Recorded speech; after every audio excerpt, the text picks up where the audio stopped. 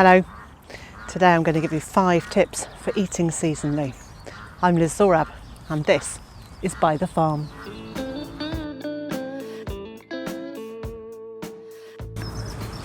With a few simple strategies and a little bit of planning, you can eat fresh vegetables all year round. Although I ought to add, in some places where you're still under 3 feet of snow and are for most of the winter, that's going to be harder to achieve. So my first tip, with the help of my able assistant here, Monty, is to think about substituting foods that you would normally eat with a meal for something that is actually available.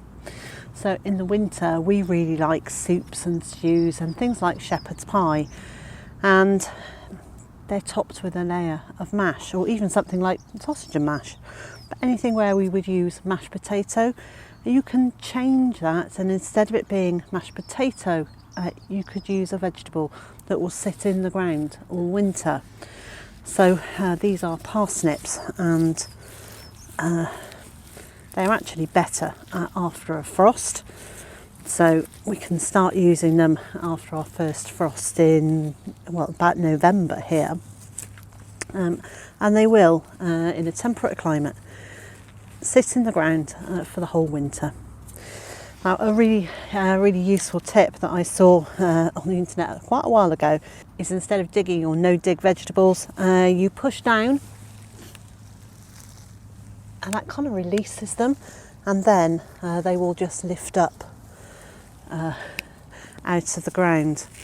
Now, I've got to say, this doesn't work all the time, and it doesn't work on the really big parsnips. But on these smaller ones, and where they're straight, it works really well. So all I'm doing is loosening the soil a little bit from around the top of them, pushing down, and that allows them to just come straight out. So instead of potatoes, we can use parsnip or swede, celeriac, carrots. This is a difficult one.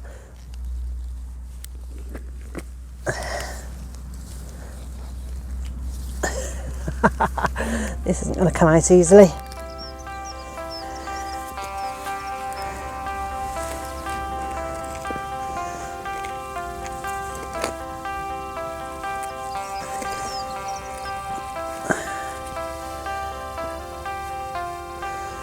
I just want to show you, it's not always as easy as push down and lift out, but there we go.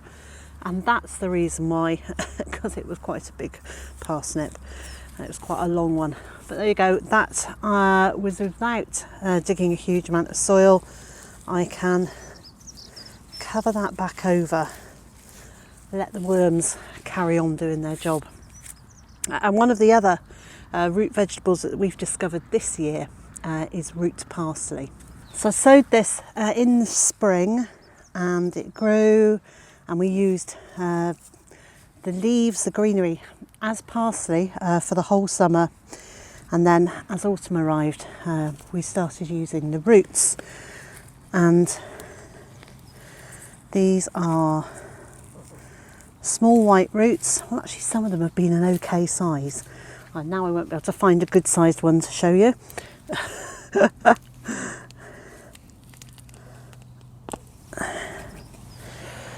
So these are quite a good size.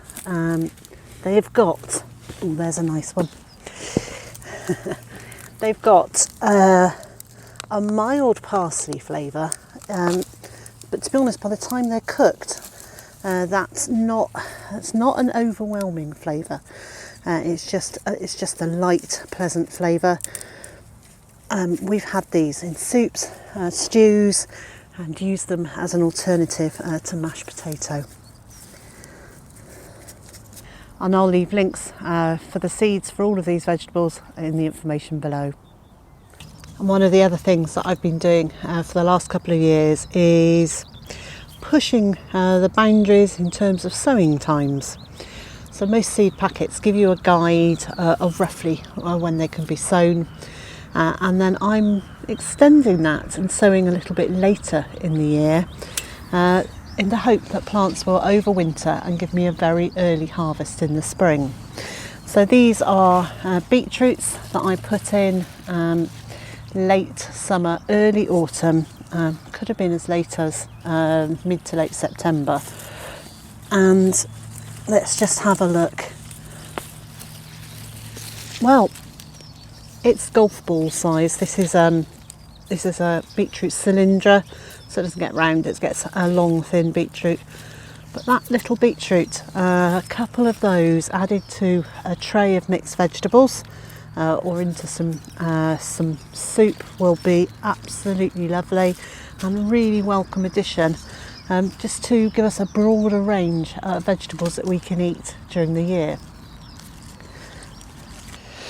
We're heading towards what they call the hungry gap, where the winter vegetables are mostly gone and the spring and summer vegetables haven't yet got to be ready to harvest.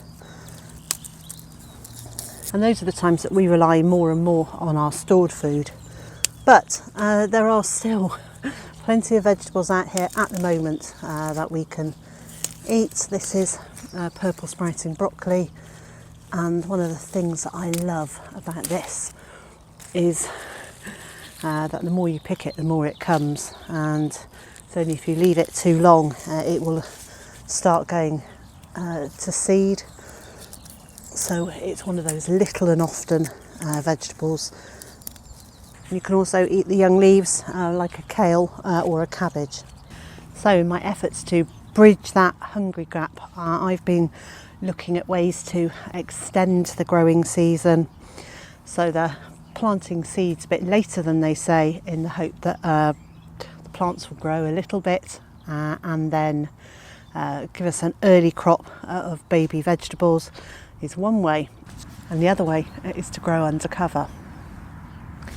But if you're not as fortunate as me and you don't have a greenhouse or a polytunnel, there are ways to do that in the garden. And it really doesn't matter whether you have great big growing beds like I do, or a very small space, or even a windowsill, a window box. There are still ways that you can get your soil ready sooner and get your plants growing sooner. What I'm going to do is create a mini greenhouse or a cloche over the soil to warm it up. Now this is underneath here is the soil that we grew in last year. I've kept this reasonably weed free by putting used duck bedding on it, but it doesn't matter if you haven't done that. I appreciate not everybody has ducks to be able to do this, so you could also cover the area with black plastic or layers of cardboard, anything that will block out the light and prevent the weed seeds from germinating. So next step is to find some plastic to make a covering. Now you could use glass panels, you could use old windows. If you can find them, there are things like barn cloches. There are cloches that you can buy. I'm going to do this with some offcuts of tubing from a building site and some polythene that we had left over from when we did the polytunnel. And I'll leave this like this for a week or two and then get sowing in here. Now, if I'd done this at the beginning of February, I could have been sowing mid-February in it. But what does matter is what you're now sowing in this. You're not going to be able to sow vegetables that need a very warm germination, but you could get carrots in there, you can get some peas, you could get salads in there.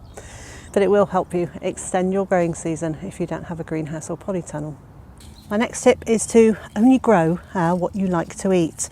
There's absolutely no point in growing things just because you like to grow them if you want to be self-sufficient in your food.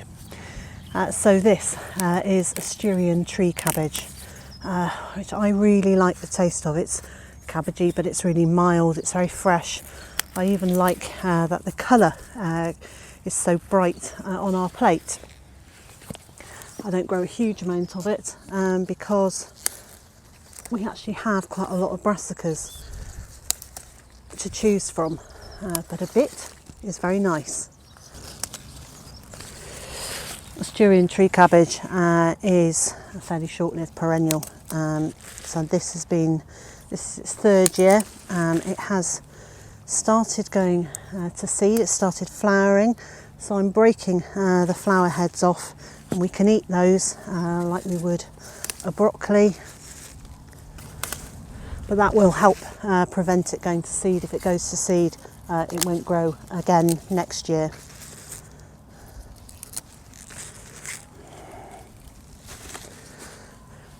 And we also grow chard. Now, I am not a huge fan of chard, so having just said grow what you like to eat, this seems to counter what I've just said, but they're very squeaky at this time of year. But I do like the young leaves in salads, and I also like the stems chopped up and roasted. So I take the leaves off of these older leaves, and they go to the chickens, and this goes to the kitchen, so none of it gets wasted. So how do you know whether you like something or not? Well, the only thing you can do is grow it, give it a go and try it, and if you like it, like we did with the Hamburg parsley, where we just grew a small amount in 2019, we know we like it, so we'll be growing much more in 2020. And if you don't like it, well, it's not necessarily wasted, because you could swap it, barter with other friends and gardeners who might grow something that you don't have, and then you can give them your whatever it is that you aren't very keen on, and they might have something they're not very keen on, or something that they just have a glut of. Around this time last year, I launched Grow a Gift 2019. Well, it's probably time to do 2020, so I will talk about that in another video. But I really do think if you have the space, it is worth growing a little extra so that you can share it with other people.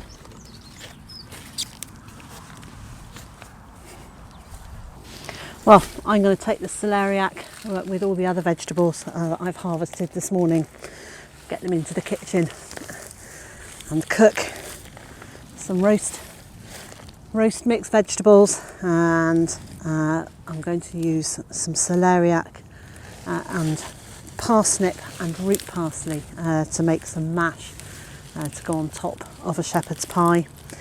And when I cook, I always cook in bulk, so more than we need just for one meal, and portion them up and get them into the freezer, because that saves my time and my energy, but also the electricity for cooking them with. And so, wherever you are in the world and whatever you've got planned for today, I hope it's a good one, and I also hope you'll join me again next time.